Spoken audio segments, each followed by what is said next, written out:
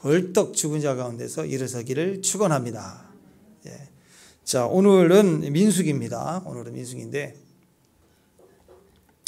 말씀과 묶이는 마음이란 제목으로 말씀을 나누기를 원합니다. 민수기 14장 오늘 특별하게 전체 내용이 중요한데 11절하고 14절 두 구절 딱 잘라서 앞뒤 읽겠습니다. 자, 두 구절이니까 14장 11절 또 14장 24절 이 두 구절 한 목소리로 다 같이 한번 읽겠습니다. 시작. 여호와께서 모세에게 이르시되 이 백성이 어느 때까지 나를 멸시하겠느냐? 내가 그들 중에 많은 이적을 행하였으나 어느 때까지 나를 믿지 않겠느냐? 그러나 내 종 갈렙은 그 마음이 그들과 달라서 나를 온전히 따랐은즉 그가 갔던 땅으로 내가 그를 인도하여 드리느니 그의 자손이 그 땅을 차지하리로다. 아멘. 자, 가나안을 향해 가는 이스라엘의 이 광야 40년간의 기간, 이게 민수기라고 그랬죠. 민수기가 numbers, 숫자를 센다, 그래서 백성의 수를 셌다 이런 뜻인데 원어, 히브리 원어로 보면은 숫자 센다는 개념이 아니라 광야에서 이런 뜻입니다. 그래서 광야에서의 이 40년간 이스라엘 백성들의 모습을 그리고 있는데 이것은 무엇을 상징하느냐? 천국을 향해 가고 있는 우리의 인생의 긴 여정을 상징하고 있습니다. 그래서 요단강을 건너서 약속의 땅으로 들어간다. 그런 개념이 우리가 인생 사명 다 마치고 요단강 건넌다. 그러면 천국에 간다. 이제 그런 의미가 되죠. 자, 이 배경 속에서 오늘 민수기 13장, 14장 이야기가 12정탐꾼 이야기인데요. 이 이야기를 통해서 하나님께서 우리에게 말씀하시는 것이 있죠. 그냥 겉으로 보기에는 믿음이 없는 이 10명이, 12명 중에서 10명의 정탐꾼하고 이스라엘 백성의 전체 모습을 보니까 얼마나 믿음 없었는지 적나라하게 드러나죠. 그걸 통해서 출애굽 지금 2년 만에 조기 졸업하려고 2년 만에 이제 가나안 입구까지 와서 딱 보니까 정탐하게 했는데 엉망인 거죠. 성적이 엉망인 거예요. 그래서 하나님의 시험에 실패, 떨어졌다. 그래서 하나님이 야, 너희들 안 되겠다. 도로 빠꾸. 그래가지고 뒤로 가서 38년을 더해서 총 40년을 훈련받고 들어간다. 이제 이런 개념이 되는데 그래서 우리가 흔히들 생각할 때 여기서 우리가 믿음이 준비되지 못하면 들어가지 못한다. 맞습니다. 그런 메시지도 있죠. 그런데 하나님의 본 마음은 그들의 마음을 몰랐을까요? 그들이 믿음 없는 걸 몰랐을까요? 꼭 테스트를 해봐야 아시는 분이세요? 아니란 말이에요. 하나님은 이들도 알았고 나중에 아브라함도 알았고 아브라함에게 꼭 이삭을 바치라 할 때 아시는 게 아니라 하나님이 그 믿음을 다 아세요. 아시는데 우리에게 그 상태를 우리는 끝까지 부인하니까 아니라고 증거를 들이대도 아니라고 우기는 사람들이니까 그걸 동문서답 왜 잘못했냐? 증거가 있다. 그러면 잘못했구나 이래야 되는데 그러면 너는 깨끗하냐? 그리고 아니 증거가 있다니까 그러면 나는 일을 잘한다. 괜히 동문서답 하는 것 같아 자꾸. 그리고 빠져나가려고 하고. 이게 세상이고 우리가 그 모습이에요. 어떤 사람을 특정한 게 아니라 우리가 다 그런 모습이라고요. 그러니까 하나님이 스스로 우리가 변명하지 못할 만큼 우리 입에서 다 철저히 드러내는 거예요. 베드로가 3번 주님을 부인한다 그럴 때 그럴 수 없다. 다 도망가도 나는 아니다 했잖아요. 그게 거짓말했다고 생각하지 않아요. 베드로 자기 자신을 착각하고 있어요. 우리가 우리 자신을 착각할 때가 상당히 많습니다. 그런데 현장에 딱 드러내놓으니까는 부인하고 맹세하고 부인하고 저주하고 맹세하고 부인하고 아주 그냥 3단계로 주님을 철저하게 드러내죠. 저주하면서까지 부인을 했다라는 거예요. 자기도 몰랐어요. 이렇게 철저하게 뒤집어져야 그때서야 깨닫는 거예요. 내가 이 죄인이 내가 이 정도밖에 안 되는구나. 자, 이걸 통해서 하나님은 우리의 그 모습들을 드러내시고 그리고 나서 실패해서 다시 훈련으로 들어간다. 그 얘기를 하시는 것 같지만 사실은 그게 아니고 하나님 항상 그 시대에 그 사람을 주목하시거든요. 하나님은 이 이야기를 통해서 지금 이 이스라엘 전체 믿음 가운데서 믿음 있는 자, 그 딱 한 사람을 지금 우리에게 소개하고 싶으신 거예요. 갈렙이란 사람입니다. 갈렙의 모습을 드러내고 싶은 거예요. 그래서 그 하나님이 기뻐하시는 그의 믿음의 모습이 어떠한가를 그들 가운데 드러내고 싶으시고 지금 자랑하고 싶으신 거예요.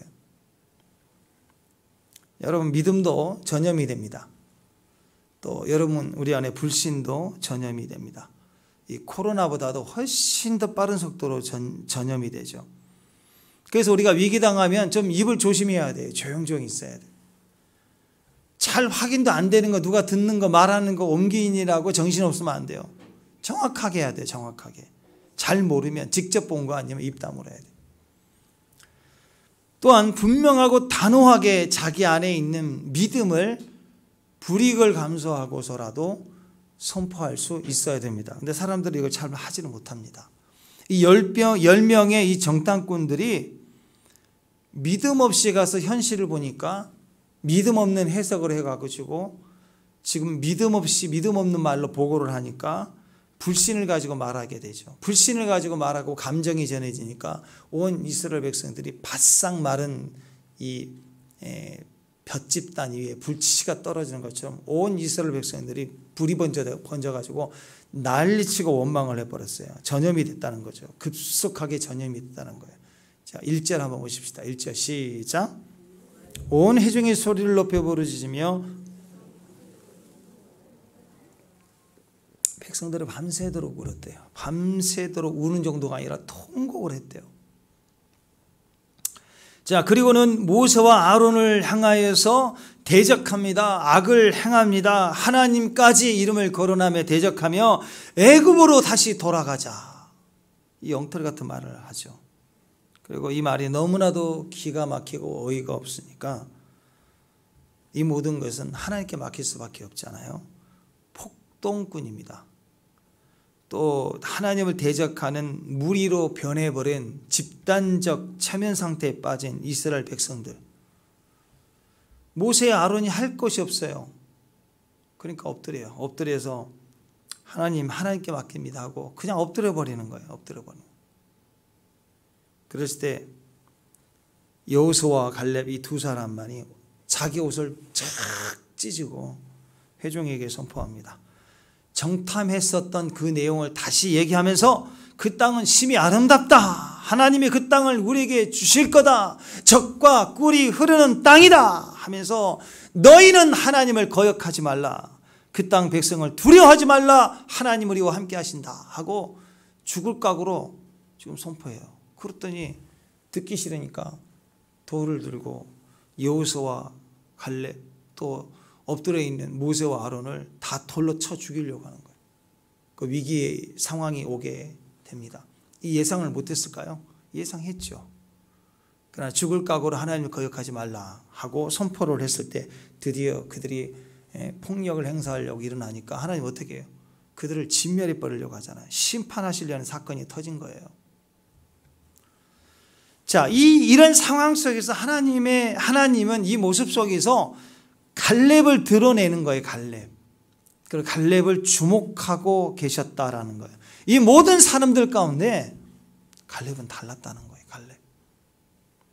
어떻게 달랐느냐? 오늘 24절 말씀. 14장 24절. 자, 24장 읽습니다. 시작. 그러나 내 종 갈렙은 그 마음이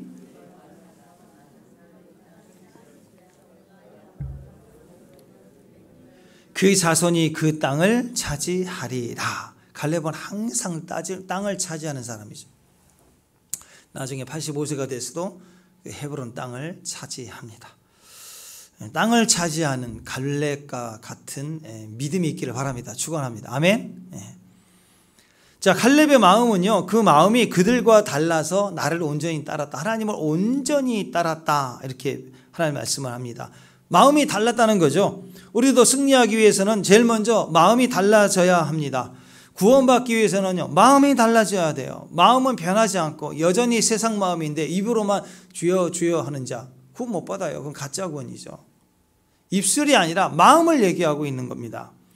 사람의 마음은요, 하나의 인격입니다. 인격. 진짜 그 사람의 인격은 뭐냐? 겉으로 폼 잡는 거 아니에요. 겉으로 보여지는 멘트가 아니에요. 그래서 사람은 여러 번 경험해봐야, 반복해서 경험해봐야 그 사람의 인격이 드러날 때 그게 그 사람의 진짜 마음인 거예요. 인격이 마음입니다. 마음이 인격입니다. 그래서 그 사람의 마음이 자꾸 어두워요. 그 사람 마음이 자꾸 눌려 있어요. 그럼 인격도 어두운 거예요. 영성이 어두우면 그 사람의 존재가 현재에 눌려 있고 어둡다는 거예요. 마음이 부패되면 그 사람이 현재 그 사람이 인격이 어두운 거예요. 눌려 있는 거예요. 부정한 거예요. 마음이 악하면 그 사람의 인격도 악한 거예요. 그래서 인격과 삶, 그 사람의 인생과 존재는요, 항상 마음이 결정해요. 마음의 변화를 받아야 되는 거예요. 마음으로 주를 영접해야 진짜 영접하고 그것이 영원한 하나님의 구원의 예정 안에 들어가는 것입니다. 로마서 10장 9절 10절 읽습니다. 시작. 예수를 주로 시인하며 또 하나님께서 그를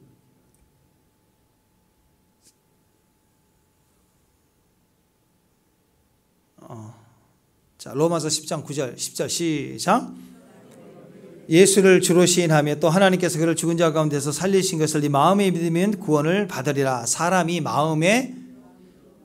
마음으로 믿어 의에 이르고 입으로 시인하여 구원에 이르느니라. 사람의 마음과 입은 항상 같이 갑니다. 한두 번은 마음을 감추고 입으로 말을 할 수 있어요. 아닌 것처럼.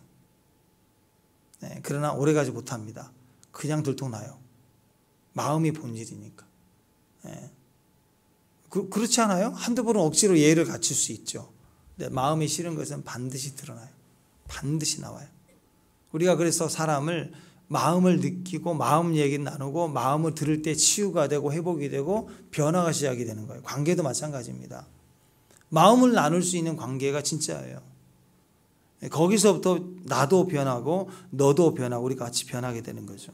믿음도 그렇습니다. 은혜도 그렇습니다. 구원도 그렇습니다. 다 마음에서 결정됩니다. 마음이 중요합니다. 그래서 당장 현실보다도 현실을 어떻게 바꿔보겠다는 것보다 마음이 변화되는 것이 더 그거 중요하다는 거예요. 그래서 하나님은 계속해서 우리에게 뭐라고 얘기하냐? 마음이에요. 마음아 강하고 담대하라. 강하게 하라. 마음을 강하게 하라. 마음을 담대하게 하라. 계속해서 하나님은 얘기하는 거예요. 신명기 말씀에서도 하나님이 우리에게 마음을 강하게 하라고 말합니다. 신명기 31장 6절 시작. 너희는 강하고 담대하라. 두려워하지 말라. 그들 앞에서 떨지 말라. 이는 내 하나님 여호와가 그가 너와 함께 하심이 결코 너를 떠나지 아니하시며 버리지 아니하실 것입니다. 하나님 함께하고 있다는 거죠. 절대 두려워하지 말라는 것, 마음을 강하게 하라는 것, 이스라엘 전체 백성들에게 하는 말씀입니다. 만약에 종말의 휴거의 어떤 개념이 전체를 향한 그런 하나님의 과정이라면 우리에게 마음을 강하게 하라, 두려워하라 할 필요가 없죠. 왜? 걱정 안에 환난 오면 하나님 쏙 빼어 올리실 거니까. 대부분의 성도는 환난을 통과합니다. 가난을 다 직접 정복해야 될 세대들이에요. 그러니까 강하게 하라. 담대하라. 내가 함께한다. 내가 이길 권세가 될 것이다. 내가 이기게 하리라. 그래서 우리의 믿음만 있으면 다 이기는 거예요. 지금도 마찬가지입니다. 하나님은 계속해서 우리에게 말씀하시는 거 뭘까요? 마음을 강하게 하고 담대하라. 지금 여러분이 기도한다면, 여러분이 방언한다면 통역의 대부분은 막 그런 거 1차적인 음성, 나를 사랑하는 거야. 내가 너를 사랑한다. 2차적인 외적인 음성은 담대하게 하라, 강하라, 두려워하지 말라. 이 모든 말씀에서 우리가 다 반복해서 듣는 말씀들이에요. 지금도 하나님 우리에게 그렇게 말씀합니다. 마음을 강하고 담대히 해야 우리에게 허락된 사명이 감당됩니다. 땅을 정복할 수 있습니다. 거기서 제일 필요한 게 믿음인 거예요. 믿음. 그래서 홍해는 노력할 게 없어요. 하나님의 은혜로, 6월절에 은혜로 하나님이 모세를 통해서 건너게 하세요. 근데 요단강을 건널 때는 믿음의 세대만 건너가요. 불신했던 광야 1세대는 다 죽고 광야에서 태어난 제2세대들, 여호수아의 세대들, 그리고 그들을 통해서 제사장들이, 모세가 아닙니다. 제사장들이, 예배자들이 법궤를 메고 그리고 요단강이 발을 내디뎠을 때 요단강이 갈라지고 그들이 정복자로 들어가기 시작하는 거예요. 요단강을 건너가는 거, 사명을 감당하는 거, 승리자가 되는 거, 믿음이 되는 거, 땅을 차지하는 거, 전부가 믿음에서 결정나는 거예요. 믿어라. 어떻게? 강하고 담대하라. 마음이 강하고 담대하라는 거예요. 예. 마음을 강하게 하고 담대히 하는 방법이 뭘까요? 딱 하나밖에 없습니다. 말씀입니다. 말씀. 말씀만이 우리에게 강하게 하고 담대하게 합니다. 그래서 무릇 지킬 만한 것보다 믿음을, 너의 마음을 지켜라. 어떻게? 말씀으로 지키라. 우리 마음을 지켜라. 무엇을 지켜야 되느냐? 마음 지키라는 거예요. 그래서 우리가 하루 영성이라고 말씀하죠. 하루하루 하나님의 날, 우리의 끝날이라고 생각해서 우리가 믿음으로 산다는 것은 첫 번째 첫 시간부터 하나님 말씀으로 시작하라. 어떻게 해요? 하나님 말씀 큐티해야죠. 그 말씀을 자기 마음속에 두고 하루를 시작하라라는 뜻입니다. 첫 시간을 하나님께 드리고 말씀을 마음에 두고 하루를 출발해 가면서 땅을 정복하고 땅을 차지하라는 거예요. 안방에서는 땅을 차지할 땅이 없죠. 거기서는 엎드리고 성전에 엎드리고 음성을 듣고 믿음을 가지고 말씀을 딱 내 안에 담아두고 이제 땅을 차지하기 위해서 정복하러 나가야 되는 거예요. 밖에 나가서는 부딪혀가는 거예요. 믿음으로 부딪혀가는 거예요. 거기에서 땅을 차지하는 역사가 일어나게 되는 것입니다. 사람의 노력과 애씀으로는 마음이 변화되지 않습니다. 그래서 자수성가했다는 분들, 어떤 분야에 자기 노력을 통해서 얻어진 성과가 있는 사람들 오히려요 평안하지 않을 때가 있어요. 어떤 그 결과는 위대한데 그 결과에 비해서 그 인격은 너무나도 악하고 독하고 초라할 수 있어요.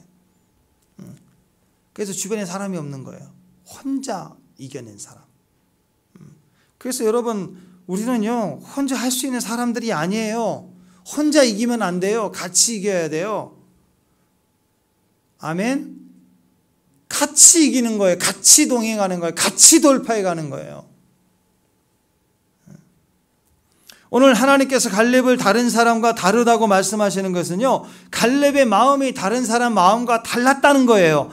사람의 마음은 항상 주님을 만나야 돼요. 만나야 변화가 됩니다. 사람들의 마음에는 성공이 있었지만 그 성공을 향한 마음속에는 하나님의 일도 없어요. 그럼 망하는 거예요. 망하는 거.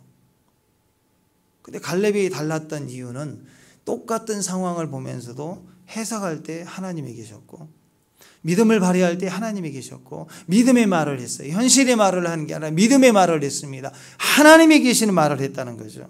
그 마음에 말씀이 있었기 때문에. 로마서 12장 2절 한 번 더 봅시다. 시작.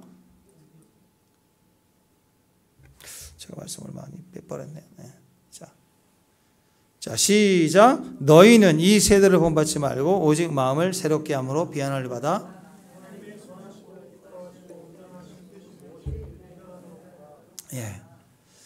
이 마음에 하나님이 계시게 하는 거, 그것이요 변화입니다. 새로운 변화. 우리는 우리 힘으로 우리 자신을 변화시킬 수 있는 능력이 없습니다. 그 변화의 시작은 언제냐? 그분이 들어오실 때부터요. 그분이 우리 마음에 들어오실 때부터 변화가 시작이 돼요. 내 노력, 내 결심은 작심삼일 긴 거예요. 하루도 못 갈 때가 많아요. 내 결심으로는 인생이 안 되는 것입니다. 하나님이 계실 때부터 변화는 오는 거예요. 내가 변화된 게 아니라 변화를 오는 거예요. 이 계양구 지금 비가 오는다 그래가지고 여기 물을 다 뿌린다고 내가 해본다고 생각해 보세요. 얼마나 힘들겠어요. 계양구청에서 물을 뿌린다고 할 때 얼마나 힘들겠어요. 근데 이 봄의 시즌에 꽃이 사방이 막 겹쳐서 피고 얼마나 예쁠 때 이거 봄은 오는 거예요. 봄을 만들려고 해보세요. 얼마나 괴로운가. 안 돼요. 안 돼. 시간은 오고 축복은 오고 모든 하나님의 은혜는 오는 거예요. 오는 거. 봄을 누리는 거예요. 우리는 믿음으로 누리는 거예요. 누리는 거. 그게 우리의 신앙인 것입니다. 갈렙에게는 그 마음이 있었다는 거예요.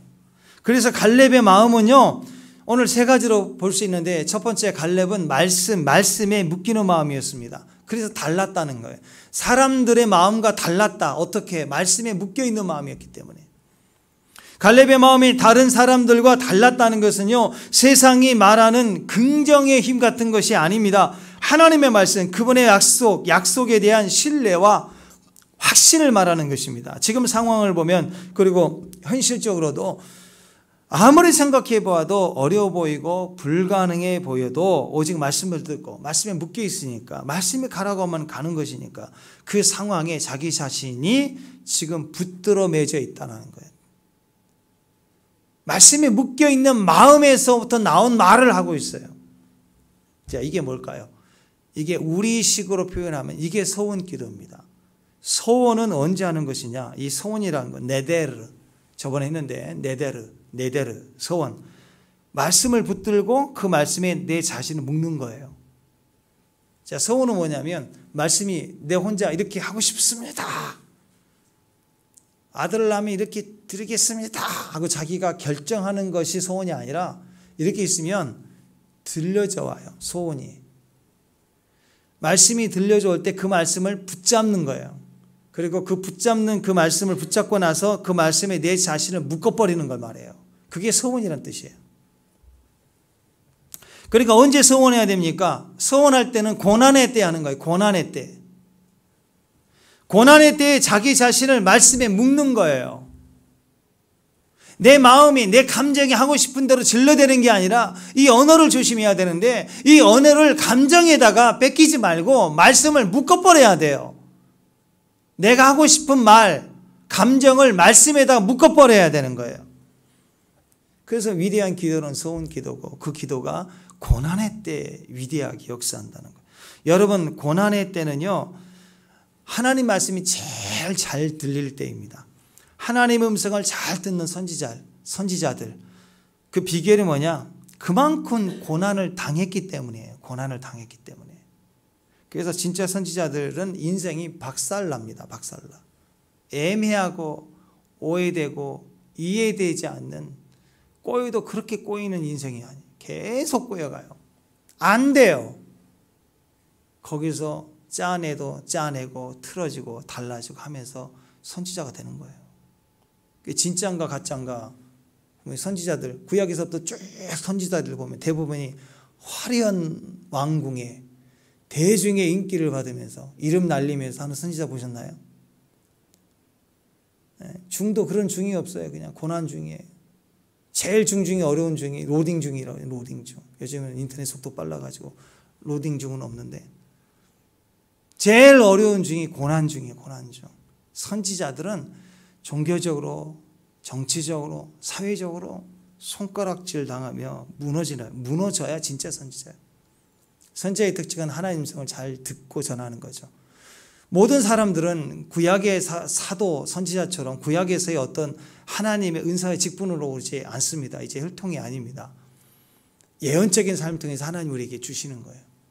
그래서 지금 내 인생이 다른 사람에 비해서 나는 정말 내가 생각해도 착하는데 나는 꼬일 대로 왜 이렇게 꼬이는 인생을 계속 살아야 되는지, 왜 나는 이렇게 풀리지 않는지, 지금 선지자 같은 과정을 겪고 있는 거예요. 영적인 마음이 있고 기도가 깊어지고 있는 거예요. 광야에서는 하나님 음성이 잘 들립니다. 이상하게 내가 편하고 좋으면, 저 푸른 초원 위에 그림 같은 집을 짓고 있을 때는 하나님 음성이 안 들려요. 어떤 음성이 들리느냐? 저걸 헐고 창고를 더 지어야 되는데 어떤 집을 지을까? 어떤 모델로 지을까? 어떤 걸 저기다 쌓아놓을까? 이런 사업 계획서만 들려요. 하나님 음성은 안 들려요. 하나님에 대해서는 관심이 1도 없어요. 아무것도 관심이 떠나갔어요. 근데 내가 고난을 당하면 제일 먼저 음성이 들리기 시작합니다. 내 인생에 내가 하나님 음성이 제일 잘 들릴 때가 언제나 고난 중일 때 제일 잘 들려요. 고난 중일 때. 고난이 있어서, 고난이 싫죠. 고난이 제일 좋은 유익이 뭐냐? 말씀을 너무너무 잘 듣게 된다는 거예요. 내 안에 선명하게 들어와요. 하지마, 용서해, 사랑해, 가야 돼, 가기 싫어, 가야 돼. 정확하게 고난의 시기에는 그 자리를 지키라고 우리에게 정확하게 말씀을 하십니다. C.S. 루이스가 그런 얘기했어요. 고난은 하나님의 확성기다. 고난을 당하면요, 소리가 크게 들려요. 축복합니다. 이번에 어떤 분은 옆에서 같이 자는 형제가 귀에다 대고 코를 골아가지고 벌떡 일어났다고 하는데 마치 비슷해요. 잘 하나님의 말씀이 어떻게 듣지? 어떻게 듣지? 나 잘 모르겠는데 막 이러고 있는데 고난을 당하면 귀에다 대고 하나님이 말씀을 하세요. 깜짝 놀라는 거예요. 막 잠이 깨듯 막 자다가도 벌떡 일어나요. 네, 고난을 당하면 하나님 성이 정말 잘 들려요. 정말. 하룻밤 잔다는 것도 얼마나 잘 잔다는 것도 은혜인가. 다 깨달아지고 알아지고 은혜지고 먹는 거 입는 거 다 은혜고요. 음성이 잘 들리기 시작하는 거예요. 광야는 그렇다는 거예요. 미드바르 광야. 미드바르 고난의 장소라고 그랬죠. 그런데 거기에서 다바르 말씀이 있다는 거예요. 고난이란 단어, 말씀이라는 단어, 어원이 똑같아요. 고난을 당하면 말씀이 잘 들려요. 말씀이 잘 듣고 있다. 내가 고난 중이라는 뜻이에요. 그러니까 광야는요, 말씀이 들리는 곳입니다. 광야에서는 말씀이 잘 들리게 되어 있습니다. 광야는 살기 힘든 것이죠. 불편합니다. 광야는 딱딱하기 때문에, 불편하기 때문에 내가 막 뒤틀리는 거예요. 내 심령이 깨지는 거예요. 내 마음이 막 힘들어지는 거예요. 그러니까 한 번도 경험해 보지 못한 불편함 속에서 하나님이 비집고 들어오시면서 말씀을 주세요. 뭐가 사랑인지, 어떻게 분별해야 되는지를 깨닫게 해주시는 거예요. 그러니까 내가 왜 이렇게 힘들까? 내 마음이 힘들까? 또 누구 때문에, 가족 때문에 힘들까? 교회 오면 또 누구 때문에 힘들까? 또 직장 가면 누구 때문에 힘들까? 그건 나에게 계속해서 뭔가를 하나님이 말씀하고 있는 거예요. 그러니까 괴롭다 이기게 해달라고 하기 전에 무엇을 말씀하시는지 주님 듣게 하옵소서. 그렇게 무릎을 꿇는 것이 시작입니다. 변화의 시작입니다. 자, 이렇게 해야 됩니다. 그래서 고난 중일 때, 광야에 있을 때, 불편할 때 말씀이 뭔가 들려오는데 나는 저항하고 싶고 인정하기 싫지만 들려오는 말씀이 있을 때 그걸 붙들어야 되고 그 말씀에 나의 자신을 묶어버려야 돼요. 그것이 서원한다라는 거예요. 그리고 서원하고 나면 이상합니다. 그 하나님 말씀이에요. 듣기 싫은 하나님 말씀, 원하지 않는 하나님 말씀에 내가 가겠습니다. 딱 묶어버리는 거예요. 그러면 내가 내 삶에 다른 어떤 문제로 인해서 어렵고 힘들어서 문제를 풀어갈 능력이 없는 내가 말씀에 묶이니까 나와 말씀이 하나가 되는 순간 말씀이 통치가 이제 내가 묶였으니까 내가 통치를 받는 거죠. 내가 묶임으로 인해서 하나님이 갑자기 그 엄청난 환경을 통치하기 시작해요. 소원의 힘입니다. 마음을 정하면 통치가 일어나기 시작해요. 그래서 하나님 말씀, 하나님은 하나님의 사람들에게 광야의 시간들을 또 주고 주는 거예요. 한 번만 주고 끝나는 게 아닙니다. 계속 주는 거예요. 왜? 말씀과 빨리 묶여라, 또 묶여라. 또 주시면 또 묶여라. 계속 묶여가는 거예요. 요셉에게, 다윗에게 하나님이 광야를 허락하신 이유가 뭘까요? 묶이라고. 광야에서 묶인 사람들의 선지자들이. 다윗이 광야에서 묶여버렸어요. 동굴 다니며 묶이고 13년 동안 묶이고 애굽에 가서 요셉이 13년 동안 어려움 당하면서 계속 묶여가는 거예요. 감옥 가서도 묶이고. 그 묶인 사람이 묶인 인생, 묶인 통치를 세상에 드러내실 때는 세상을 그 묶임이 다 묶을 수 있는 권세가 생기는 것이 그 왕 같은 통치가 이루어지게 되는 것입니다. 이스라엘도 40년 동안 광야에서 말씀에 묶였어요. 묶이지 않는 1세대는 죽었습니다. 원망 불평했던 자들은 죽었어요. 묶이기 싫으니까. 똑같은 상황에 10명의 정탐꾼과 이스라엘 백성들은 묶이기 싫은 거예요. 원망했어요. 묶이기 싫으니까. 여호수아가 가려면 이미 묶였기 때문에 묶인 말을 했어요. 그들을 포함해서 광야 2세대들은 요단강을 건너게 되는 거죠. 묶여야 건넙니다. 묶인 상태를 다르다라고 얘기합니다. 한번 생각해 보세요. 광야 40년 동안 말씀에 묶이는 날마다의 과정이 되니까 가나안에도 들어갔는데 한번 생각해 보세요. 어려울 때요. 어려울 때 말씀에 묶이지 않으면 언제 묶이겠어요? 아니 나 같은 교만한 놈이 옆에서 이래라 저래라 하면 언제 순종하겠어요? 순종 안 해요. 내가 이걸 왜 하냐고 그러지. 근데 나 같은 이 교만한 놈이 하도 당하면요. 그래. 그래. 다 그냥 예전에 하기 싫은 것도 이거면 큰일 날 것도 다 하라고 그래요. 다 하라고. 다 내버려둡니다. 왜? 묻겠으니까. 내가 달라지는 거예요. 지금 우리 아이가 달라질 때가 아닙니다. 우리 엄마가 달라질 때가 아니에요. 우리 선생님 달라질 때가 아니에요. 내가 달라질 때예요. 어떻게? 광야를 경험할 때 내가 묶일 때 달라지는 거예요. 갈렙이 달랐다고 얘기를 하고 있습니다. 갈렙의 마음은 하나님께 묶인 마음이었다는 거죠. 우리가 언제 하나님 말씀에 묶입니까? 인위적 광야는 광야의 삶과 같은 어려움을 통해서 들려주는 말씀을 내가 묶는 것, 그건 가장 기본적인 기초고요. 환경이 어려울 때 묶이는 거 말고 우리는 날마다 스스로 자원하여 말씀을 읽으면서 그 말씀에 묶일 필요가 있어요. 지혜로운 사람은 기뻐하며 승리하는 거, 미련한 자는 눈물 콧물 눈물 금식 40일 하면서 이기는 거예요. 어떤 게 좋아요? 고난 끝까지 믿음을 지켰다고 이기는 것보다 축복합니다.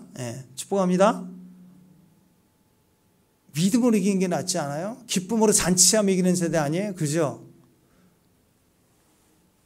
불속이라도 들어가고 물속이라도 들어가 홍해 가르면서 이기는 세대보다는 물 위를 걷는 세대가 마지막 때 영적 전쟁의 승리의 시대입니다.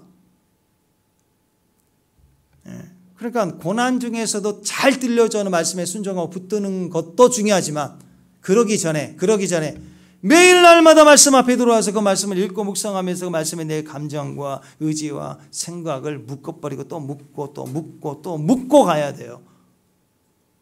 결국은 얼마나 하나님의 말씀에 묶였느냐에 따라서 결정이 나는 것이니까. 그런데 내가 묶지도 않고 또 환난과 고난이 왔는데도 묶을 생각을 안 하면 평생 묶이지 않겠죠. 그걸 망한 인생이라고 그래요. 지옥 가는 거예요.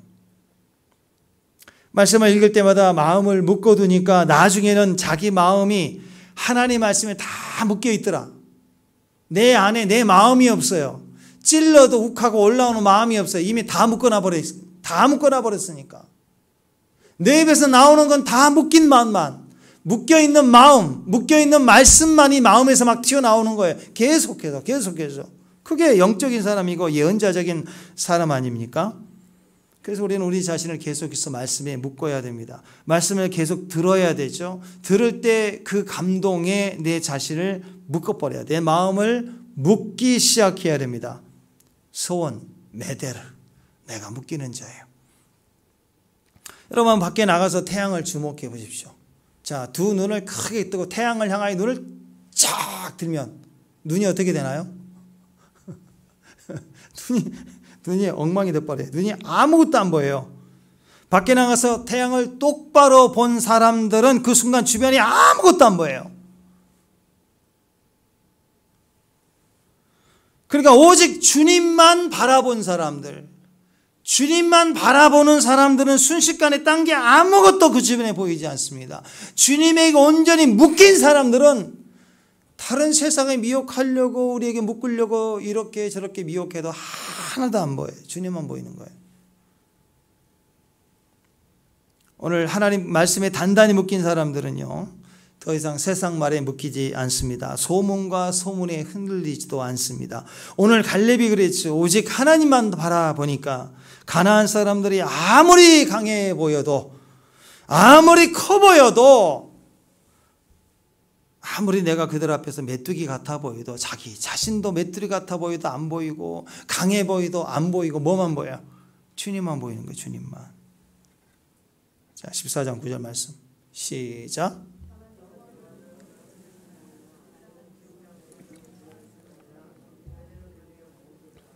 여호와는 우리와 함께 하시느니라. 그들을 두려워하지 말라 하나. 그들은 온 땅을 두려움에 떨게 만드는 거대한 대적들인데도 불구하고 지금 뭐라고 얘기하느냐? 두려워하지 말라. 그들은 우리의 간식이다. 우리의 밥이다. 우리의 먹잇거리다. 그것밖에 안 되는 거예요. 왜요? 태양을 바라보듯 하나님만을 바라보니까 나머지는 하나도 눈에 들어오지 않는 것입니다. 태양을 계속 바라보고 있으면 눈이 상하죠. 눈이 실명됩니다. 세상으로 분별하는 것이 실명되는 거예요. 세상으로 두렵고 세상으로 우리를 위협을 하고 또 우리를 두렵게 하고 우리를 협박하고 그럼 벌벌 떨죠. 근데 떨 수가 없어요. 협박이 안 들리니까. 세상에 대해서 죽었으니까. 세상 보는 눈이 상해버렸습니다. 그러니까 영안이 열리고 하나님만 바라보는 거예요. 세상에 배이는 게 없는 사람이 제일 무섭죠. 안 보이니까 누가 봐도 두렵지 않다는 거예요. 그게 승리자의 모습이라는 거예요. 다윗에게 골리앗이 보였겠어요? 아무렇지 않게 보이는 거예요. 아무렇지 않게. 짐승으로만 보이죠. 막대기 들고 나가도 충분히 이길 놈으로 보이는 거죠. 긍정의 힘으로 그렇게 뛰어든 게 아니라고요. 믿음의 눈으로 이미 하나님을 바라보며 세상에 대해서 두려움이 느끼지 않을 만큼 세상을 보는 감각과 눈이 시력이 다 상해버린 거예요. 주님밖에 안 보이는 거예요. 자, 그런데 세상 바라보고 상황 바라보고 문제 붙들고 문제를 말하고 살면 이 10명의 정탐꾼 같이 살게 되면 하루하루가 계속 열등감입니다. 우울증, 강박관념이 빠져서 맨날 남을 탓이나 하면서, 그래서 보면 어리석고 불쌍하죠. 스스로 죽어가니까. 환경이 무서워서가 아니라 스스로 죽어가는 거예요. 어떤 상황에서도 주님만 쳐다보는 마음, 그게 뭐라고요? 말씀에 묶인 마음입니다. 성전 미문 앞에 앉은 뱅이, 베드로와 요한이 만났을 때 마음의 한쪽으로는 그래 몇 푼 줄까? 몇 푼이라도 주고 갈까? 하는 마음이 있었겠죠. 100% 없었다고 할 수 없을 거예요. 근데 그 마음보다는 자기 안에 있는, 진짜 내 안에 있는 말씀에 묶인 마음이 뭐라고 얘기하느냐? 음과 그는 아니에요. 음과 그는 아니지만 예수 그리스도의 이름으로 이렇게 세워지는 마음이 자기 안에서 발동하는 게 두 마음이 우리 안에 있는 거예요. 그때 내 마음을 어디다 묶어야 돼요? 그리스도 예수의 마음에 묶어야 됩니다. 그래야 그 역사가 일어나죠. 자, 3장 6절 말씀 보세요. 시작. 베드로가 이르되 은과 금은 내게 없거니와,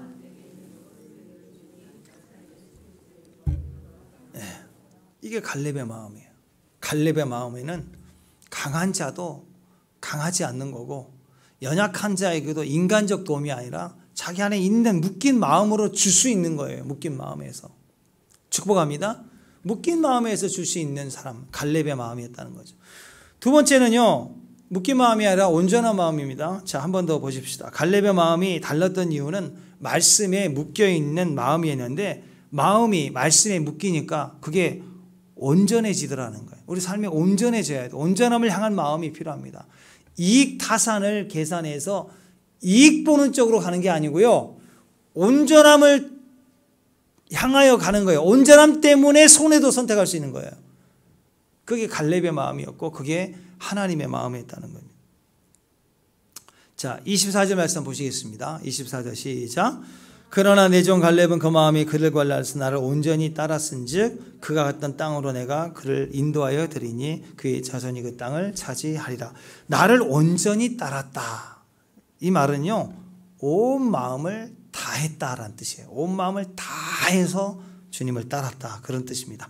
자, 예수님은 온전히 따랐다는 이 갈렙의 이 마음을 이렇게 얘기하시는데요. 예수님이 말씀하실 때는 마가복음 12장 30절에는 예수님은 이 말을 이렇게 바꿔서 얘기하셨어요. 자, 시작. 내 마음을 다하고 목숨을 다하고 뜻을 다하고 힘을 다하여 주 너의 하나님을 사랑하라. 태양을 봐라. 태양만을 바라보라.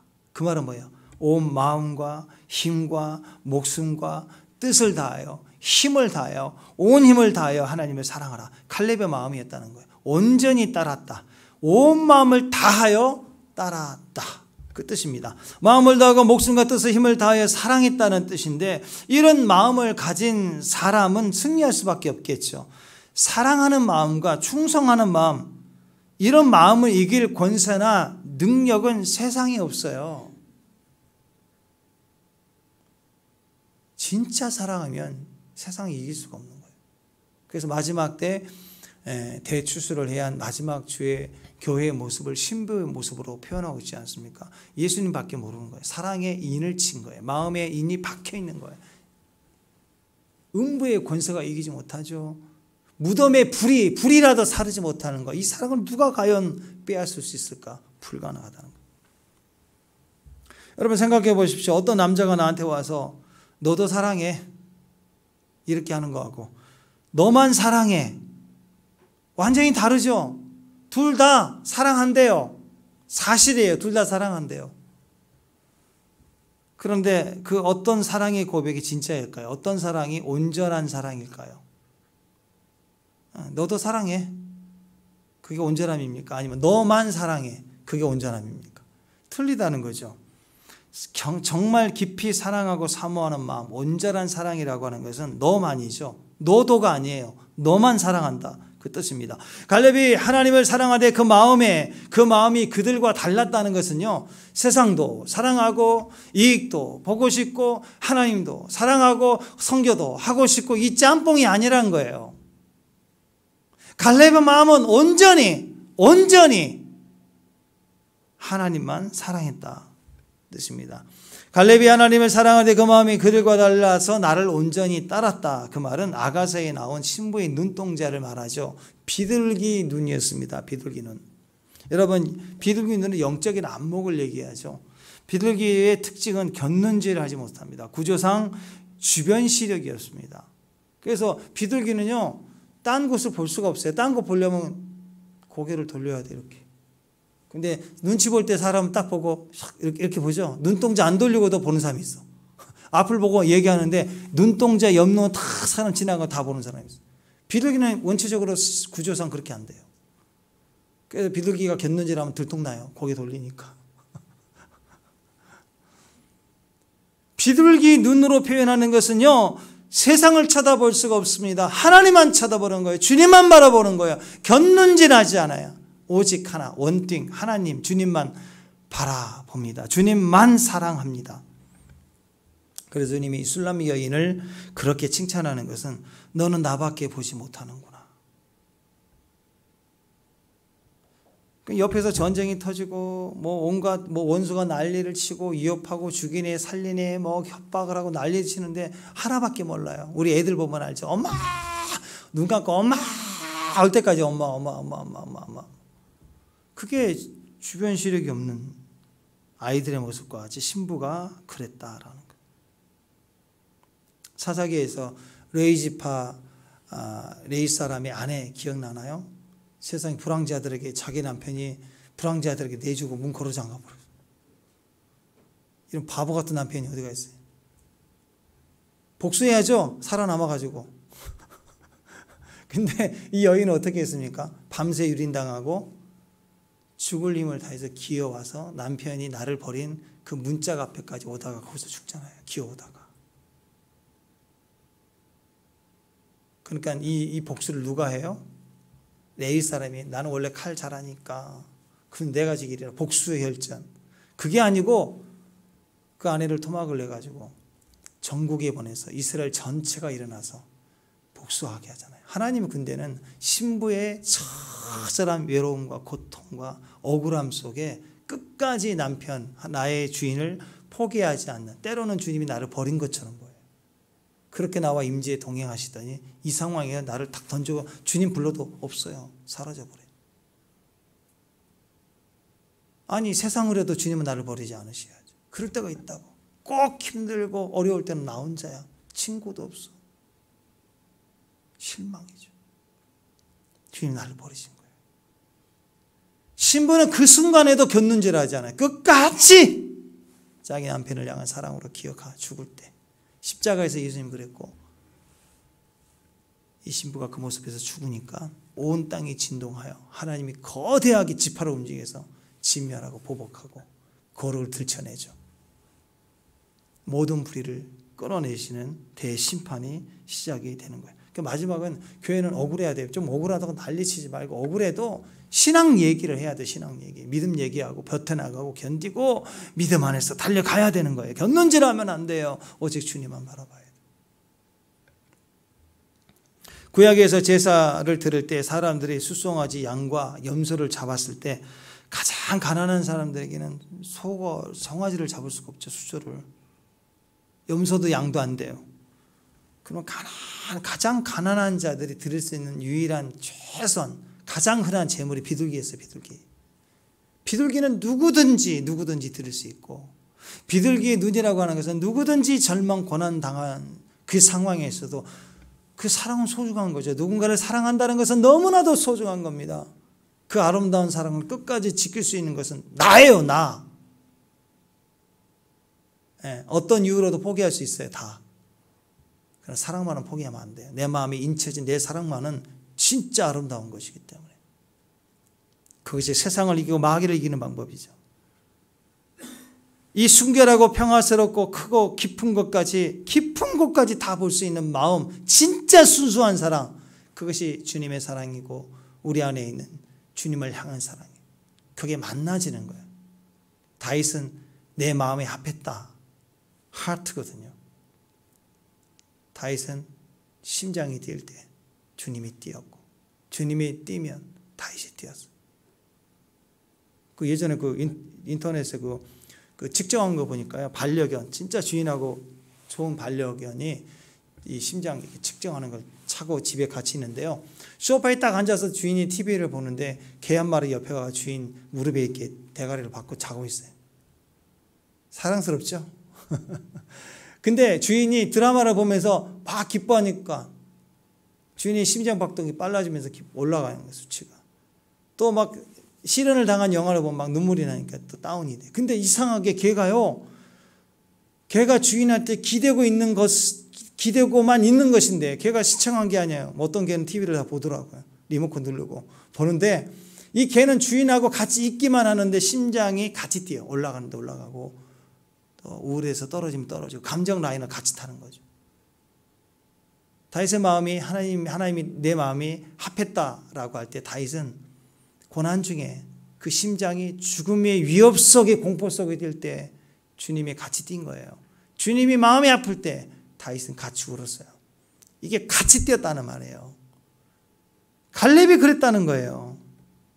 온전했다는 거죠. 어떻게 이게 가능하죠? 다윗의 마음, 비둘기 같은 눈이었어요. 하나님만 바라보는 거. 같이 뛸 줄 알았다. 비둘기의 눈은 우리의 위기 순간에서도 십자가 곧 기름 부음을 알고 믿음으로 기다리고 기도의 눈동자인 것입니다. 끝까지 함께 가는 거예요. 어떤 상황에서 어떤 문제를 당해도 곁눈질하지 않고 주님만 바라보는 온전한 사랑, 함께 뛰는 마음. 그래서 내종 갈렙은 그 마음이 그들과 달라서 나를 온전히 따랐다. 내 눈동자와 마주쳤다. 내 눈과 그의 눈이 항상 마주쳤다. 눈맞춤이 있는 눈동자였다라는 거예요. 그게 온전함입니다. 일을 잘하는 게 아니라 마음이 맞는 분들이 있어요. 아멘? 그게 온전한 거죠. 자, 그러면 그 반대가 뭘까요? 행동은 열심히 잘하는데 마음이 안 맞아요. 마음이 안 맞다는 것은 왜 안 맞을까요? 자, 세 번째로 왜 안 맞아요? 멸시하는 마음이 깊이 있기 때문이에요. 기호가 다른 것은 한두 번은 기호가 다른, 소금 좋아하는 사람 있고, 소금 싫어하는 사람 있겠죠. 우리는 다양하잖아요. 그죠? 예. 탕수육 가지고도 그냥 찍냐, 붓냐, 이걸로 싸우는, 우리는 이게 달라요. 근데 한두 번 다른 걸 얘기하는 게 아니라 정말 다를 경우에는 그 뿌리가 뭘까요? 멸시하는 마음이 있어서 그래. 상대를 인정하지 않기 때문에. 다윗의 마음이 달랐다, 갈렛의 마음이 달랐다는 뜻은요, 그 나머지 사람들은 하나님을 멸시했다라는 거예요. 자, 민수기 14장 22절 23절입니다. 시작. 애국과 광야에서 행한 내 이적을 보고도 그 사람들, 내가 그들의 조상들에게 맹세한 땅을 결단코 보지 못할 것이요, 또 나를 멸시하는 사람은 한 사람도 그것을 보지 못하리라. 멸시했다. 하나님을 멸시하는 거 위험합니다. 매우 위험합니다. 일부러 무시하고 외면하고 듣지 않는 것, 한마디로 나를 멸시하는 사람, 하나님을 멸시하는 마음을 말합니다. 멸시하다라는 말은요, 원래 그 나치라는 단어의 원래 뜻은 경멸하다, 혐오스럽게 느낀다는, 전혀 가치를 두지 않다. 그러니까 속된 말로 쓸데없는 놈 이렇게 취급하는 거, 경멸하는 거. 뭐 하나 묻으면 막 너무 싫어하고. 그럼 좋겠어요, 기분이? 경멸하는 건데. 근데 그분이 예수님이 어떻게 될까요? 여러분 보고서를 보니까요, 바퀴벌레가 제일 제일 싫어하는 반응을 보이는 게 인간이래요. 인간도 바퀴벌레 너무 싫어해. 우리는 서로 너무 싫어해. 그래가지고 자다가 어떻게 닿는 순간요, 바퀴벌레를 조사해 보니까 바퀴벌레 구석에 가가지고 막 땄는데, 인간 닿았다고 막 땄는데 막 비비고, 인간 만졌다고 막 엄청 싫어하는데, 우리도 바퀴벌레 만지면 막 난리치죠. 막 보는 것만도 싫은데. 참 희한해요. 근데 그렇게 경멸하는 거예요. 혐오스러운 거예요. 받아들일 수 없는 존재. 쓸데없다라고 생각하죠. 하나님 앞에서 많은 크리스찬들이 제일 많이 한 번쯤은 해봤던 이야기가, 하나님 왜 바퀴벌레를 창조하셨을까? 정말 쓸데없다고 생각하잖아요, 우리는.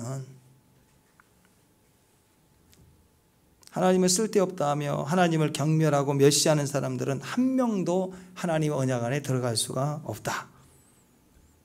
이스라엘 백성들은 하나님을 경멸한 대가로 단 한 명도 가나안 땅에 들어갈 수 없다라고 말씀하셨는데, 뿐만이 아니라 이 순간 하나님은 너무 진노하셔가지고 지금 당장 다 죽이겠다는 거예요. 다 죽게 생긴 거예요, 지금. 이 위기 가운데 하나님 눈에 번쩍 들어오는 단 한 사람이 있었어요. 갈렙이에요. 다 못 들어가. 그리고 당장 진멸할 거야 할 때 눈에 딱 들어오는 한 사람이 있었어요. 누구예요? 갈렙이에요. 갈렙. 하나님의 진노를 막아서는 사람이에요. 그 한 사람 때문에 봐주는 거예요. 이스라엘의 그 악한 역사 가운데 하나님은 계속해서 다윗과 같이 행할 마음을 온전히 하고 바르게 하라. 그의 아버지 다윗이 여호와를 온전히 따름과 같이 따르지 아니하고, 또 다윗과 같이 아니하고, 이게 계속해서 성경이 여러 번 반복하는 이야기죠. 다윗 한 사람을 계속 찾는 거예요. 그들이 패역해서 심판을 받고 멸망을 당하는 모습을 허락하시면서 주님은 계속해서 다윗을 거론하고 있어요. 다윗의 이름을 말하고 있습니다. 그 말은 무슨 말이에요? 하나님은 진노하실 수밖에 없지만 주님의 본 마음은 진노가 아니에요. 그래서 진노를 막아설 사람, 제발 다윗과 같은 사람이 없느냐. 다윗과 같이 행하는 사람도 없을 뿐더러 그 한 사람이라도 있으면 이 죄를 향한 진노를 막아설 중보자가 없느냐, 그 얘기예요.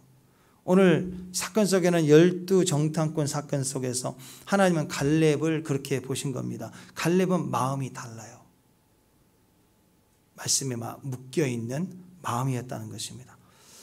일본의 그 운유 장르 시 중에요, 센유라고 하는 게 있어요. 센유 17자로 시를 이렇게 짧게 쓰는 시, 해년마다 이렇게 시상식도 하는데, 그 수상작들, 이렇게 수상작이 된 셀류의 작가들의 글들을, 짧은 글인데 참 재미있는 게 많이 있습니다. 이 두근거림, 옛날엔 사랑, 지금은 병, 뭐 이런 거. 벌써 시인들은 반응이 오네요. 나와 똑같다는. 또 어떤 분은 이랬어요. 일어났는데 잘 때까지 딱히 일이 없네. 나이 드신 분, 은퇴한 사람들이 막 이런 마음으로 공감하니까 막 좋아요를 눌러가지고 1등이 되는 거예요. 대충 이런 작품인데, 2017년도 셀리 수상작이 뭐냐? 연상이 내 취향인데 이젠 없어. 이게 뭐야? 별거 없잖아요. 근데 이게 왜 이렇게 인기가 많았나?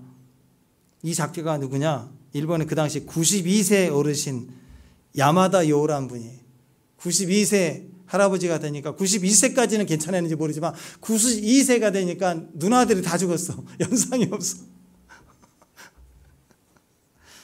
그러니까 뭔가 죽음을 앞두고 있는 나이잖아요. 우울하고 외롭고 그러지. 그 외롭다는 뜻 아니에요, 그게. 근데 젊은 감각으로 자기 나름대로 표현하기를, 위트가 있잖아요. 외로움 앞에서, 죽음 앞에서 유머가 있잖아요. 같은 나이 든 분들을 웃기는 거죠. 이렇게. 여기서 우리가 알 수 있는 건 나이 들수록 추하면 안 돼요. 노추가 제일 힘들잖아요. 노추. 늙어서 추하는 거. 뭐 꼰대보다 더 무서워요. 노추. 근데 나이 들수록 여유를 가져야 돼요. 마음에. 급하지 말고. 옆에서 누가 한마디만 하면 그냥 그 글자 그대로 그냥 그래 오늘부터 나는 메뚜기. 메뚜기도 아닌데 메뚜기란 말에 그냥 갑자기 그때부터 요리 뛰고 저리 뛰고 난리야 그냥. 아니 성경은 우리에게 계속해서 나이 들어갈수록 우리에게 뭘 얘기하고 있어요? 알곡이라고 얘기해요. 이게 알곡신앙이거든요. 우리는 가라지가 아니래요. 우리는 알곡이란 얘기를 하고 있어요. 그럼 나는 알곡이구나. 알곡으로 익어가면 돼요. 그럼 누가 와가지고 메뚜기? 그랬더니 요리 뛰고 저리 뛰고 난리를 치고 밤새 울면서 통곡하면서 메뚜기 짓 하고 있는 거예요 지금. 악한 자들이 막 드러내 보일 때가 있죠. 강해 보일 때가 있습니다. 많아질 때가 있습니다. 맞아요. 그들은 가라지예요. 가라지가 원래 알곡보다 빨리 자라는 거예요. 쑥쑥 자라요. 비 오고 나서 여름에 비 오고 나면 화단에 잡초가 제일 먼저 자라요. 얼마나 자라는지 몰라요. 그 여리고성 가봤더니 그 가나안 땅 정탐하러 갔더니 엄청나게 잡초들이 너무너무 큰 거 가라지가. 그러면 가라지구나. 하나님 말씀대로 또 이렇게 세상 종말이 온 것처럼 가라지가 낮아질 때 말씀대로 되네. 원래 마지막 때는 세상에 악인이 드세니까 그렇구나. 저들은 가라지구나. 그러면 이제 우리가 알곡인데 그래야 되잖아요. 근데 누구도 얘기해 준 적이 없는 메뚜기가 갑자기 들어오더니 우리는 메뚜기네. 누가 얘기했느냐? 가라지들이 나를 메뚜기로 볼 거야. 메뚜기로 말해주는 것 같아. 그래서 갑자기 듣도 보지도 못한 메뚜기 신앙이 돼가지고 여기서 뛰고 저기서 뛰고 10명이 뛰고 백성들 앞에 밤새도록 울면서 계속 뛰고 계속 뛴 거야. 밤새도록 여기서 뛰고 저기 뛰고 200만 명이 뛰었다고 생각해봐. 소도 뛰고 막 그랬어요. 소도 갑자기 메뚜기가 되는 거야 이제. 아니라니까. 우리는 알곡이 알곡. 가라지들이 빨리 자란다더니 저 정말 심판 앞두고 맞네. 성경 말씀이 맞네. 이제 하나님께 이것을 말씀대로 쭉 모아다가 한 번에 다 태우시겠네. 얼마나 간단해요. 이게 여유죠. 여유. 말씀을 가진 여유. 위기 순간인데 악인들을 가라지 이렇게 말할 수 있는 신앙. 이게 알곡신앙이에요. 알곡신앙. 그러니까 어떤 상황에서도 여유를 가지고 지혜롭게 반응할 수 있는 그런 알곡신앙을 갖는 거. 그게 오늘 갈렙과 같은 마음에서 나오는 신앙이었다는 것입니다. 거인 골리앗 앞에 나갔을 때 골리앗이 자기 눈앞에 서 있었을 때 그때 그 등치를 보고 너무 크잖아요. 그러면 그 앞에서 아이고 나는 메뚜기네 하면서 거기서 또 난리를 치지 말고 저놈은 등치가 크군. 그러니까 맞힐 때가 많네. 눈 감고 쏴도 다 맞히겠네. 쉽게 던지기만 하면 표적이 크니 다 맞겠구나. 이렇게 바꿔볼 수 있잖아요. 그죠? 그게 세상이 보이지 않는 하나님만 보는 사람의 시각입니다. 해석이 그런 거예요. 지금 상황이 뭐라고 한마디만 하면 그 현실에 붙잡혀가지고 지금까지 달려왔던 신앙의 길도 다 팽개쳐버리고 기도의 힘도 다 던져버리고 그렇게 가지 말라는 거예요. 말씀에 붙잡힌 그대로 기도한 그 가속도 그 방향을 따라 직진해 가라는 거예요. 현실은 대부분 듣기는 편하고 이성적으로 맞아 보이고 그리고 그게 옳아 보입니다. 많은 사람의 여론이 그걸 인정해줘요. 그러나 말씀은 그렇지 않아요. 네, 말씀은 불편합니다. 붙잡기 싫어요. 그러나 신뢰해야 됩니다. 그러면 거기서부터 갑자기 성숙하기 시작해요. 달콤한 말씀들은요, 세상 말들은요, 당장 그 위기를 벗어나는 것처럼 얘기해 주지만 절대 그렇지 않습니다. 그것은 불신이에요. 불신은 멸시하는 거예요. 하나님을 멸시하는 거예요. 특별히. 자, 11절 말씀 다시 한번. 11절 말씀 시작. 이 백성이 어느 때까지 나를 멸시하겠느냐? 내가 언제까지 나를 안 믿을래? 언제까지 나를 멸시하겠느냐. 그러니까 예수 믿고 안 믿고의 문제는 멸시하는 거예요. 하나님을 정말 바퀴벌레 취급하는 거예요. 쓸데없는 놈이라고 얘기하는 것과 같은 거예요. 그래서 예수 안 믿으면 지옥 가는 거예요. 예. 말씀을 믿고 안 믿고의 그런 문제의 판단이 아니라니까요. 이건 하나님을 멸시하고 지옥 가는 문제입니다.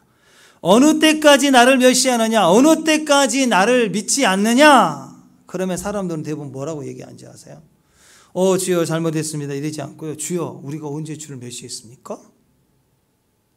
이런다고요. 이 소리 꼭 나온다고요. 이 말이 멸시하는 거예요. 자기가 주님을 멸시하고 있다는 증거가 하나님이 언제까지 나를 멸시할래, 언제까지 나를 믿지 않느냐 할 때 주여 우리가 언제 주를 멸시했습니까? 이게 멸시하는 거 증거예요. 이게. 자, 마태복음 25장에 이 비슷한 일이 있었죠. 양과 염소를 구분해낼 때 염소가 그랬어요. 자, 25장 44절. 자, 시작. 그들도 대답하여 이르되 주여 우리가 어느 때에 주께서 줄이신 것이나 목마른 것이나 나그네된 것이나 헐벗은 것이나 병든 것이나 옥에 갇힌 것을 보고 공양하지 아니하더나이까. 이에 임금이 대답하여 이르시되 내가 진실로 너에게 이르노니 이 지극히 작은 자 하나에게 하지 아니한 것이고 내게 아니한 것이니라 하시니라. 기억나시죠? 너 나를 외면했어. 주님께 물어보고 회개할 생각을 안 하고 우리가 언제 그랬냐고. 우리가 언제. 지금 정확하게 얘기하죠. 지극히 작은 자에게 한 게 나아요. 그를 멸시하면 나를 멸시하는 거. 그를 인정할 때, 도와줄 때, 섬길 때 줄인 자를 먹게 하고 벗은 자에게 입히는 것이 나에게 한 거야. 정확하게 얘기를 해주잖아요. 우리가 언제 주를 멸시했습니까? 하고 따지니까 주님은 하실 수 있는 소리가 뭐야. 이런 염소 같은 소리 하고 있네. 그러면서 영원한 형벌에 들어가라 그러잖아요. 알고 그건 염소 같은 소리 안 해요. 들이받는 소리 안 한다고요. 우리가 불신하면 그 불신 때문에 하나님을 멸시하는 거예요. 하나하나를 붙들고 현실적인 말을 하면서 염소 짖는 소리 하면서, 그러면 그 순간 우리의 영적 존재감, 영적 하나님이 주신 우리 안에 있는 존재감과 무게감들이 쑥 떨어져 버립니다. 인생이요, 갑자기 무게가 확 사라져 버려요.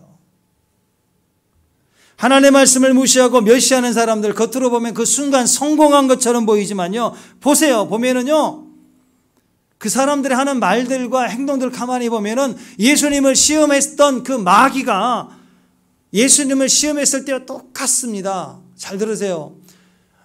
선악과에서 하와를 미혹했던 그 뱀의 방식하고 거의 똑같습니다. 항상 그 얘기예요. 만일 하나님의 아들이거든 하면서 이거 해라 하면서, 그래야 네가 하나님의 아들인 것을 증명해내는 거야.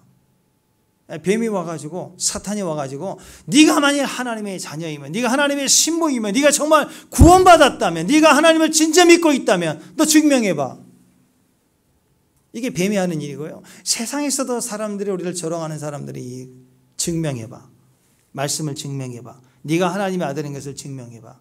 네가 믿고 있다면 증명해봐. 네가 구원받았다면 증명해봐. 끊임없이 우리를 미혹하는 말이 증명하라는 말이에요. 여러분, 자꾸 말씀을 믿는다고 하면서 나도 하나님을 믿어. 그렇지만 하나님의 말씀을 너가 증명해봐. 이렇게 증명해봐라고 하는 것은 말씀을 무시하는 거예요. 멸시하는 사람의 말이에요. 말씀을 잘 들으세요. 말씀은 증명해내는 게 아니고, 말씀을 어떻게 내가 순종해내서 그 열매를 맺어가는가에 목적이 있는 거예요. 말씀은 증명해내는 게 아니에요. 말씀은 그냥 믿고 듣고 결과로 하는 거예요. 결과로. 순종해서 결과로 하는 거예요. 말씀은. 근데 대부분 많은 사람들은 증명해내면 내가 믿겠다. 보여주면 믿겠다. 하나님이 살아계심을 알면 믿겠다. 하나님 나를 사랑하는 게 느껴지면 믿겠다. 막 이런 식인 거예요. 다 증명해내라. 증명해내라. 이렇게 말을 하는 것입니다. 근데 불가능하죠. 믿어야 됩니다. 먼저 믿어야 그 결과를 보게 되는 거예요. 알아지는 거예요. 증명은 되어지는 거예요. 내가 증명하는 게 아닙니다. 확인해야 믿는 것이 아니라는 거예요. 세상 사람들은요, 하나님의 살아계심을 내게 보여주면 믿겠다. 하나님의 나를 사랑하는 줄 알면, 느껴지면 내가 이제 교회를 나가겠다. 불가능합니다. 여러분, 시체가 어떻게 느껴요? 시체가. 아들이 교통사고 나서 응급실에 실려갔다는 소식을 듣고 병원에 갔는데 그 아들이 죽어버렸다. 그럼 엄마가 그럴 거 아니에요. 그 죽은 아들을 붙잡고 아들아 사랑한다. 그러면 죽은 아들은 느껴져요? 아파도 살아있기만 하면 느껴지지만 죽은 아들은 아무리 그 사랑을 외치고 부르짖어도 들리지도 않을 뿐더러 느낄 수가 없는 거예요.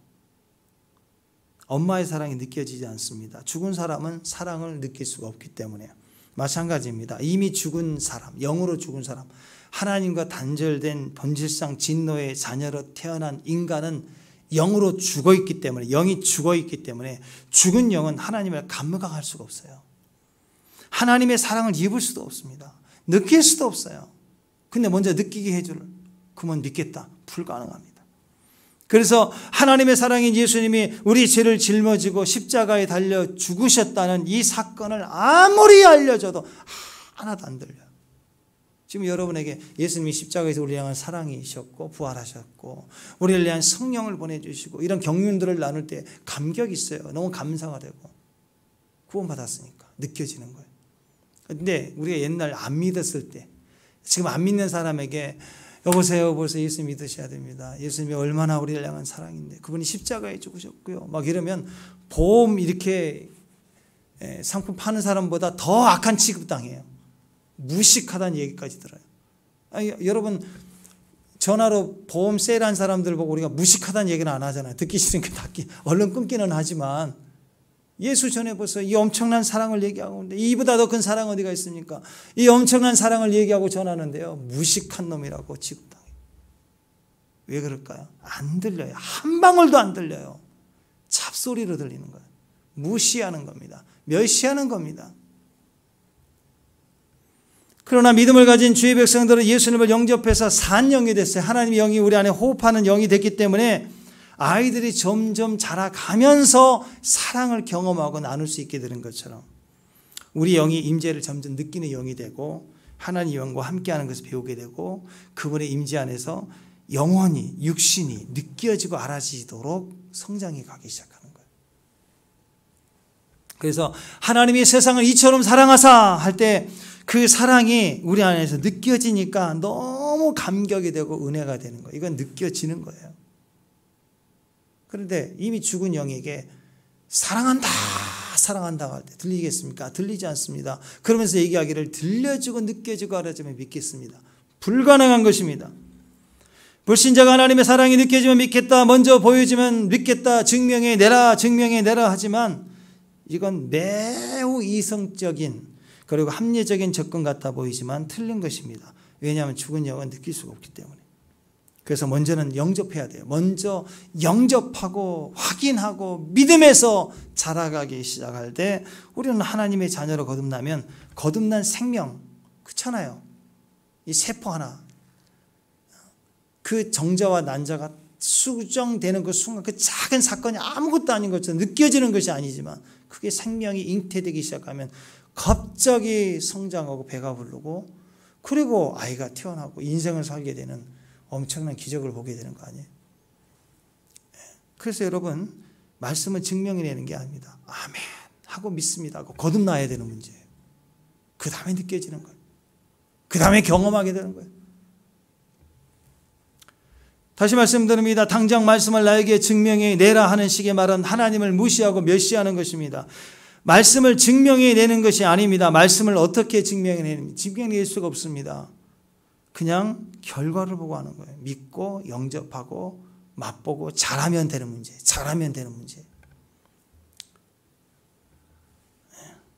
믿는다고 하면서도 자꾸 현실을 붙드는 사람도 마찬가지입니다. 보여주면 믿겠다.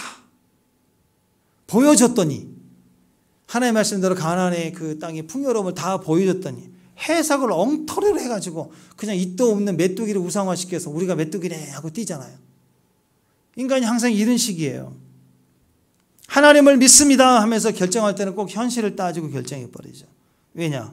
그 순간 아담이 범죄할 때 그 영적 존재감이 죽어버리는 것처럼 자기 존재감과 영적 무게감이 툭 떨어져 버려요. 그 인간적 결정을 하게 되고 그때부터는 일어날 수가 없는 거예요.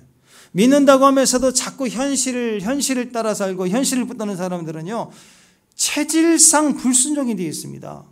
기회를 줘도 그 기회를 자기에게 이용하지 못하고 놓쳐버리는 거예요. 자꾸 불순종하니까 툭 나가 떨어지는 거예요. 마지막에 가면 장례식 치러줘야 돼요, 우리가. 영혼의 장례식. 하도 안 되니까. 인공호흡 시켜줘야 돼. 막 안수하면서 흔들어대고 막.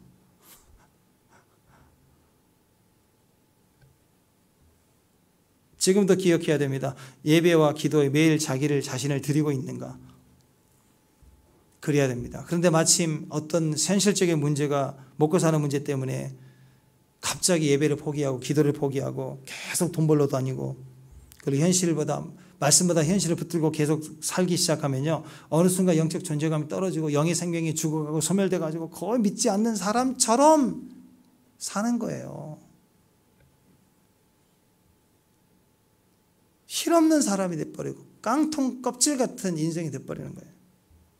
듬직하게 들어가 있어야 돼요. 하나님의 영이 숨결로 들어와 있기를 바랍니다. 아멘. 애굽과 광야를 한번 비교해 보십시오. 애굽에도 고난이 있었죠. 광야에도 고난이 있었습니다. 근데 애굽에는 뭐가 있었어요? 거기 보니까 비록 개들이 먹는 거예요. 누가복음 15장이나 탕자가 얘기하듯 돼지를 먹는 주염 열매라도 보장이 됐어요. 애굽도 고난, 광야도 고난. 근데 애굽에는 개밥이 보장되어 있었다고요. 그거 하나 때문에 애굽 돌아가세요. 현실적으로 생각하면 그게 맞다고 생각하는 거예요. 사람들은 항상 그런 식입니다. 애굽으로 돌아가자, 애굽이 더 낫다라고 엉터리같이 말을 하는 이유, 현실을 붙들기 때문에 아우성치는 거예요. 10명의 정탐꾼의 이야기를 듣고 온 백성이 밤새도록 아우성쳤던 이유입니다. 애굽은 똑같은 고난이지만 개밥이라도 보장되지 않느냐. 그런데 광야에는 고난만 있구나, 보장이 없구나 하면서 광야에서 아우성치기 시작했습니다. 광야가 뭔지 모르기 때문에. 광야는 연단의 장소, 낮춤의 장소이지만 왜 우리에게 연단과 낮춤이 있느냐? 하나님의 능력의 사람 되게 하기 위해서요. 하나님 음성을 듣고 일어서게 하기 위해서요. 세상을 이기는 자가 되게 하기 위해서. 하루 돼지가 먹는 주염 열매 먹고 하루하루 사는 게 우리 목적이 아니라 하나님의 승리자, 이기는 자, 사랑의 대상, 세상을 통치하는 자, 왕 같은 제사장으로 살게 하기 위해서 우리를 바꿔가고 계시는 그런 과정인 거예요. 그런데 그 광야에서 겨우 찾은 해답이 개밥이라도 보장되는 삶을 원한다는 거예요. 그러니까 밤새도록 울었던 그들의 울음은 뭐예요? 그 속에 자아가 시퍼렇게 살아있어서 하나님과 상관없이 나 혼자 해보고 싶어하는 죄성이 그렇게 피토하면서 억울해가지고 난리를 치는 거 아니에요? 여러분 묶여야 됩니다. 광야에서 묶여야 삽니다. 묶여야 부활할 수 있습니다. 묶여야 죽어요. 묶여야 죽어. 묶여야 함께 승리할 수 있습니다. 묶여야 주님과 함께 요단강 건너갑니다. 묶여야 가나안 정복 계속되는 거예요. 묶여야 영원 끝까지 승리의 자리에 서게 되는 것입니다.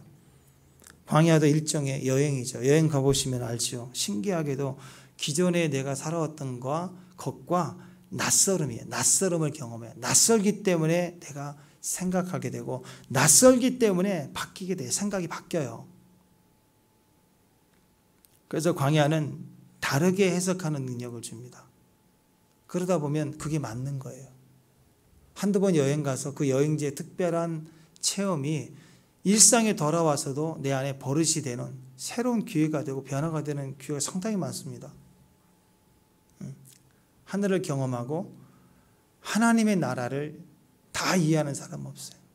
그럼 하나님의 말씀을 내가 경험할 때마다 묻고 또 묻고 하다 보면 죽음도 이기고 십자가도 이기고 부활로 일어서서 영원히 다스리는 승리의 자리가 되게 하는 거죠. 이것이 광야의 역할입니다. 하나님 백성으로서 광야일수록 기뻐하십시오. 아멘. 말씀에 묶인 마음으로 하루 사시길 바랍니다. 그게 승리의 과정인 거예요. 승리는 주님이 하시죠. 말씀이 승리하는 거예요. 내가 승리하는 게 아니에요.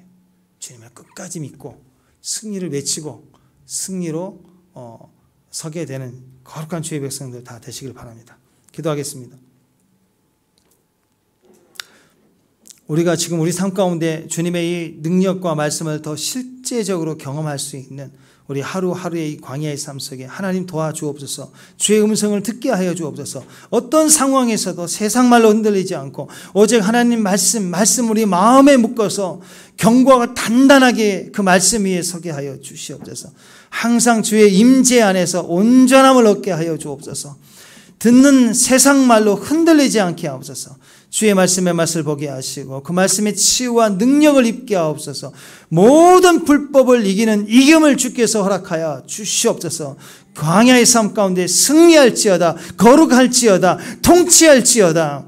오늘도 갈렙과 같은 정복하고 땅을 차지하는 주의 승리의 존재로 하나님 그 부르심에 합당한 자리, 우리의 주어진 부르심을 이루는 자리, 하나님 부르심의 사명자로 서게 하여 주옵소서.